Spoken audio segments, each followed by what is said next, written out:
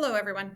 My name's Deanna Padalia, and I'm here to help you understand Google Drive and how it works and how it can help you here at Canyon City School Districts a little bit better. The first thing I want to go over is how you can get to Drive. When you are in Chrome, there are two different ways for you to get to Drive. The first is you can come to the Omnibar here, type in drive.google.com, and then hit enter, and it will take you to Google Drive. The second option, if you open a new tab, is you should see this waffle over here. It is the stack of dots, 9 dots. And if you click on that, in there, you should also have the option to select Google Drive, this triangular looking space. When you get into Google Drive and you are in your school account, you will notice up here on the right-hand side that it shows you our school district logo, and then it will have a circle that either has the initial for your name or maybe your picture if you've added that to your account. When you first open it up, you will see a list of all of your file folders and then quick access. This quick access tends to be the things that you have done most recently that have been saved to your Google Drive. All right, the first things that we're going to go over is how to search your Google Drive. Some of you may have been using this without even knowing it, or have been using it and saving all kinds of various documents. If I scroll through here, you can see I've got tons and tons of documents, and it can be a little bit daunting to find what you're looking for if you just scroll through to do that. So you can always use this search here, and I can put in the name of a document if I know what that is, or what the document would be about. So I can do that and search. Helps if you spell things correctly as well. That will bring up all of my search results. I can also search by people. These would be people that have shared documents with me or that I have shared documents with. And then I can also get in here and search by the document full file type. So that would mean if I want to just see the PDFs, like I know the document I'm looking for is a PDF, but I do not know what it was titled, I could click PDF. Same thing with videos. This is kind of nice if you are looking for something that you know is a spreadsheet, but it's going to have a similar name to another doc maybe that you have, or you have several documents that are that way. So it allows you to kind of do that. You can also go into this advanced search. Again, you have all these different types of file types you can search from, who the owner is, date modified. So just it gives you a lot of options to really break down that search. This is nice, again, if you're trying to find something and you haven't used it in a while. It takes away the roughness of trying to find that. One of the big things about Google Drive is that it can be organized. When you just save things through docs or sheets or all of those, it just automatically plops them in here, which is where the disorganization comes from. But you can create an organization in here by creating file folders. You can see that I have some right here that are listed already. I obviously need to go through and either move some of these things or create other file folders, as I've got a lot of just kind of a mess sitting down below. To create a file folder, you go here to New, click on that. The top option is almost always going to be a folder. So if you click on Create a Folder, then you're just going to give your folder a name and then click Create. It will create that then for you in alphabetical order down here in your file section. If you notice also here under New, we have the option to file upload. So if we have a file that is sitting out from someplace else, maybe it's on a flash drive, or you had saved it to your desktop when you had a Windows machine, or if you're still using a Windows machine and you're getting ready to make the conversion to the Chromebook, this is a good way to upload those files. You can do an entire file or a file or an entire folder that way. Also under new here, we have the option if we want to go in and just make a new Google Doc, sheet, slides, any of these Google things. You'll see here I have a long list here. This has to do with the extensions that I have up here in Google Chrome. So I have the option to do some other things as well. If you don't have those extensions, you might not see those. You'll just see these basic Google Education Suite apps, and that's okay. But that is another place where you could start a new, fresh project. Okay. Another important part of Drive is Drive settings. So almost always something with settings is going to have this gear icon. So our gear icon over here for settings, this allows us to see different things, but if we go into settings, we have several different options. Your storage, you have unlimited storage with your educational account.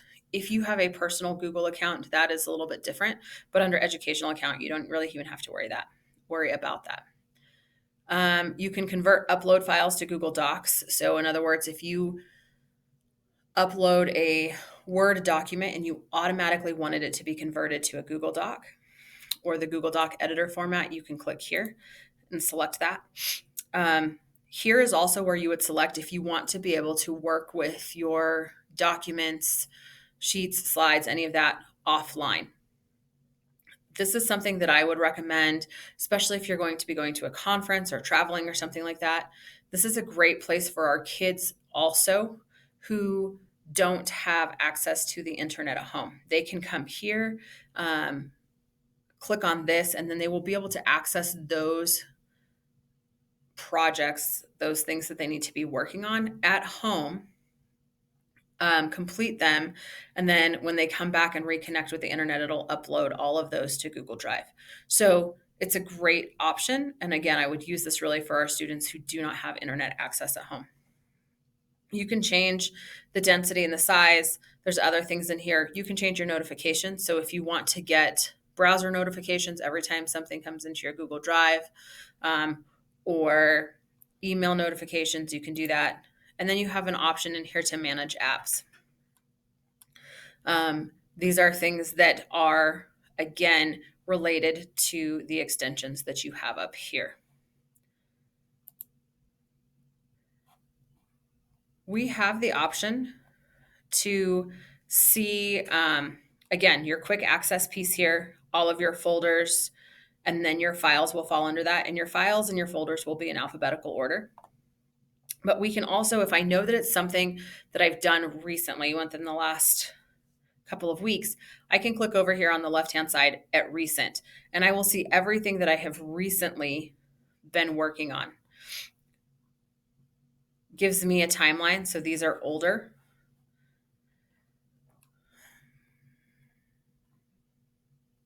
Earlier this week, and then most recent. That's one way that you can work through that. I also have the opportunity to go in and see any documents that were shared with me by clicking on the shared with me link here. Under the shared with me link, I will see anything that like somebody has sent me an email sharing that document, or they've added me as a collaborator, or just something to view. All of those will show up underneath this area. These are things that have just been shared with me, and they're sitting in here. I can also take and move these to my drive if I would like to. And the way that I do that is by right-clicking and then add to my drive. And now I have a copy of that under my drive. Okay, we also have shared drives. So if you click on that, these are drives, perhaps most of these in here are ones that have been put together by the school district. They have different school information. You could do this to work with your departments if you are in a secondary level, and you could have a social studies department shared drive, and you would share those with the people who need to see and access that information. In order to create one, you just right click here and then click new shared drive. That'll allow you to do that. Okay, and then again, if we go back to my drive, you do have an option if there are things that you work with often and you would like for them to be under this starred category. I only have one thing in there and I probably did it by accident, but you can do that. You do that by under my drive. If I right click on one of my project or one of my documents here, then I can go to add to starred. Again, those would be things that you would work on quite frequently that you want to be able to get to quickly and easily, not having to scroll through and find them or use that search feature. You would know they were under there. All right, since we are looking at this a little bit, let's talk about the difference between grid and list view. I currently have my drive set up in grid view because I like to be able to see these bigger icons. The one thing about having it set up in grid view is that you don't get quite as much information, but visually it allows me to see if that's really what I wanted to open a little bit easier. If I want to switch to list view, I come over here to this little spot here, click on list view, and you'll see once this converts over to list view, I still get this grid of the things that I've worked on most recently. Everything else will be in list view. And under list view here, I'll be able to see who the owner is. So I'm the owner of all of these file folders and then these files. And then I will also get to see the last time it was modified. That can be important if you're wondering if somebody has added anything to a shared folder or anything like that. Another thing that you can see when we are in this list view is if you notice here, there is a person on this file folder and the same one down here. That means that this file folder has been shared with somebody. So not just myself, but other people also have access to see that file folder. You can also tell that like on a specific file, if you see these two little guys together right here. So that'll let you know that's something that has been shared. Either I've shared it to somebody else or somebody has shared it with me, but I'm not the only person who has access to that file.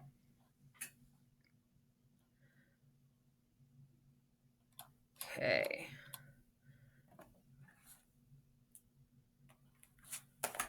Just so you know, on your personal account as well, I forgot to cover this when we were talking about storage, but Google Docs do not count against your storage. Thought that was kind of interesting.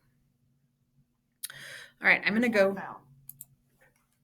back to the grid view here. And then I want to show you a couple of different things. So I talked to you guys about sharing. And if you want to share something with a colleague, let's say I wanted to share this folder, I can right click on that folder.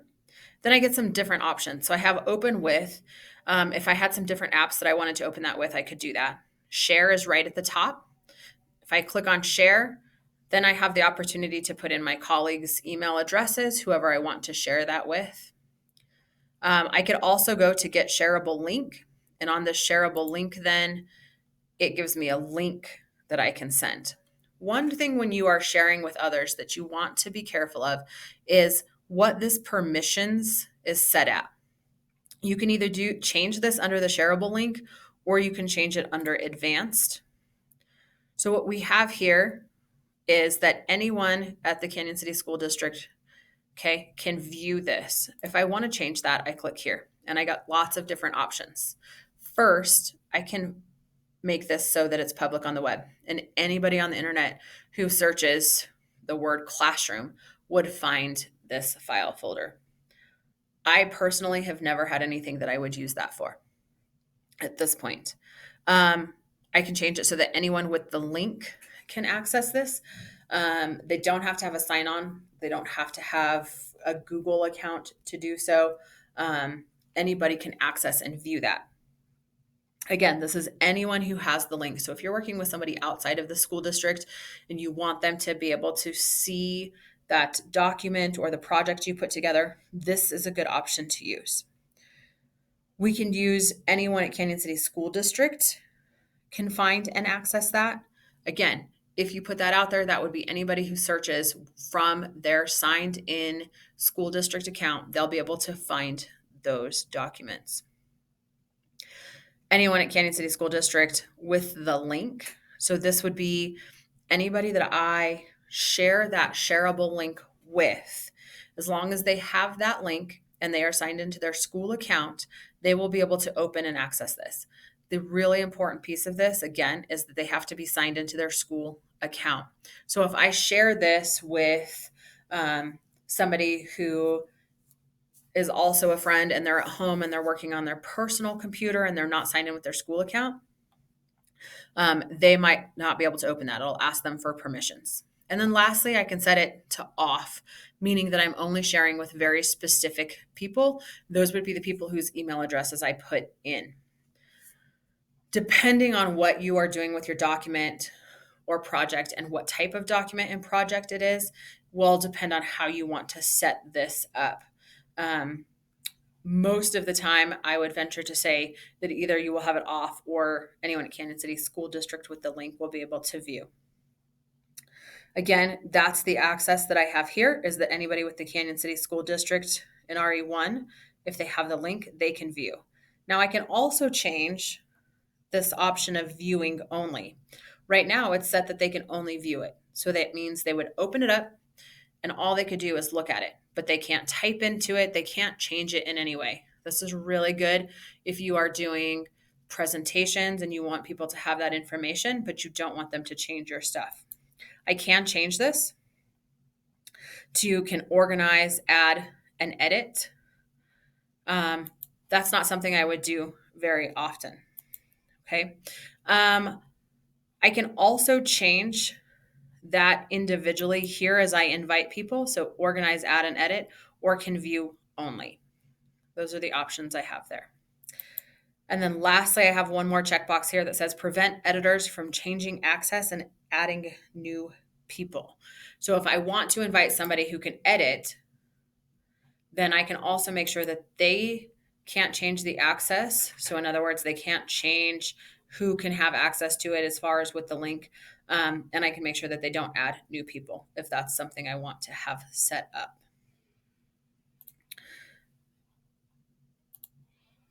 Again, the way that I did that is I right-clicked on any file folder or any document and then go to share. I can also quickly get the shareable link right here. I can add it to a workspace. I would need to create a new one to do that here. I can move this someplace. So this is where that organizational piece comes into play. So I know I have this. It's just sitting here. It doesn't even really have a name, but I want to move it to a file folder. And I have one somewhere that was for images, I thought. Anyways, so if I right click here again and I go to move to, it will tell me that I'm in my drive. So now I can find a file folder that I want to move it to. We'll just go and move it to this test folder. So I click on that. The folder is empty, so there's nothing else in here. I don't have any other folders. And then I can just click move here. Now you'll see that that's gone. It's been moved into this test folder, and that's where it will live. This gets a little bit tedious. It takes time to do, but it will help you keep things organized. Especially if you have like things in here that you want to go to specific units or things like that. Okay. We have the same options. So here we right clicked on these. Oh, I didn't finish going over all this stuff. Sorry. Move to, add to start. You can rename it if you want to change the name of your document or change the name of your file folder. On your file folders only, you can change the colors. That allows you to kind of have them a little bit more differentiated if you would like to. I can search within the file folder itself, view details, or download it. I can also remove it. Removing it means that it will go into the trash over here, but it doesn't fully delete it. I'll show you guys that in a second. Also, so I did that by right clicking, but when I click on any file or folder, I also get those same options up here across the top. So these, I get the file or the option to get the shareable link, the option to share, the option to remove. And then if I click here on the three dots, it's all of the same options that I had with the right click. That's really about preference. I just prefer to right click. It's a little bit faster for me. Okay, when you are in a file, you have a few other options here. So we've got the rename, view details. Here we can manage versions. We'll get into this a little bit more when we talk about docs and sheets and some of those specifically, but it's a great way to be able to look at documents and see when work was done. I can make a copy of this particular document if I want to, and then again, download, remove.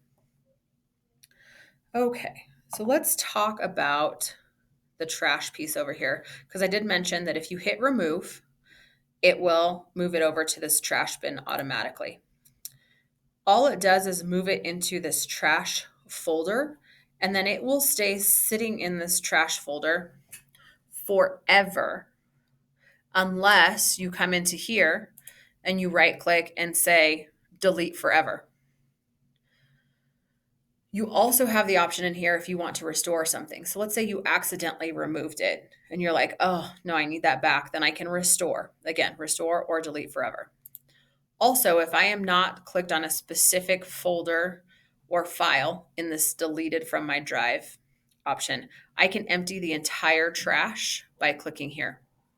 That will empty everything. Once you do that, though, it is gone forever. It's gone for good. Okay.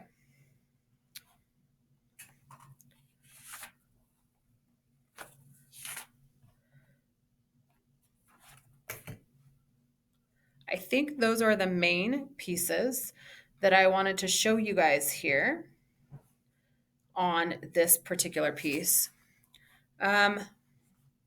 We will look a little bit more at how to do some things specifically within docs, sheets, slides, those programs in upcoming videos. As always, if you guys have any questions, please let us know. Thank you.